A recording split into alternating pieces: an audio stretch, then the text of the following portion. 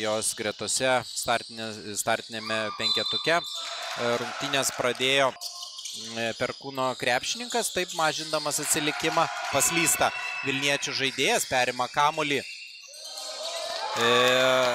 Perkūno krepšininkam. Čia turi problemų persivarydamas aikštės vidurį.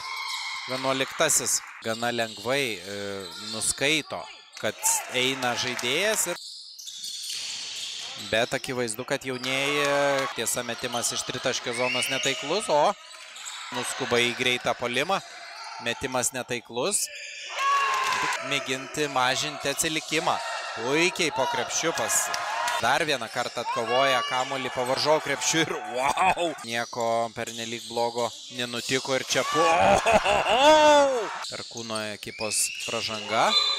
O čia ir Klevinskas veržiasi, puikiai verpstė ir bus būtent po šios minutės pertraukėlės.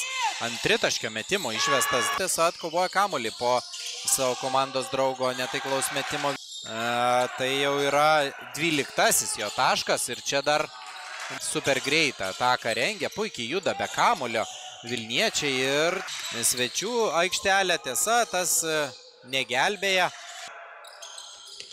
O čia ir dar vienas greita ataka.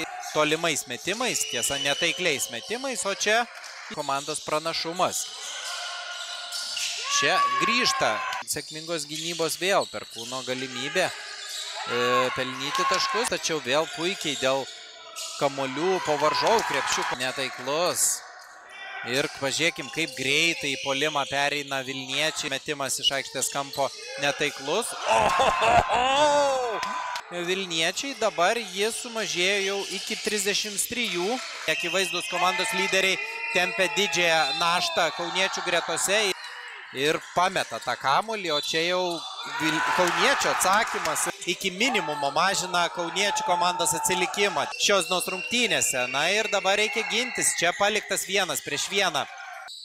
Bei vėl sugrąžina Vilniečių komandos pranašumą, o čia ir toliau žaidimas tikrai nesijaučia, pilnas energijos. Šliogeris ir štai pirmą pasitaikiusią progą, štai ir dabar Perkūno ekipos puolimas, tai daug klysta pirmyn atgal, o čia pranašumas. Šliogeris praranda kamuolį ir be jokios abejonės puikiai kovoja po krepšiu, atiduoda ten kamuolį